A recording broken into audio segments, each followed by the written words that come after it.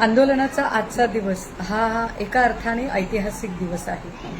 पण अशा ऐतिहासिक दिवशी जर एवढं मोठं काम भाजपाने केलेलं आहे, तर मुख्यमंत्री फडणवीस आणि दोनही उपमुख्यमंत्री या आंदोलनापासून पळ का काढत आहे आणि ते आज आंदोलनस्थळी का नव्हते असा प्रश्न प्रत्येकाच्या मनात आहे.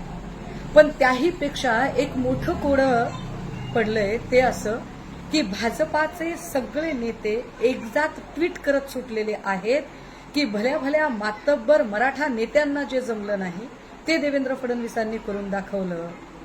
भाजप नेते नेमके कुणाबद्दल बोलत आहेत? वाशीमध्ये आंदोलकांच्या समोर छत्रपती शिवरायांच्या पायाची शपथ घेऊन शब्द न पाळणाऱ्या, ऐन वेळेला निघून जाणाऱ्या एकनाथ शिंदेबद्दल ते बोलत आहेत की अजित पवारांकडे काही का असेना, पण या निमित्ताने भाजप नेते पवार आणि शिंदे दोघांनाही मोडीत काढत आहेत आणि हिरोईक क्वालिटीचे नेते फक्त देवेंद्र फडणवीस आहेत हे सांगण्यामध्ये ते यशस्वी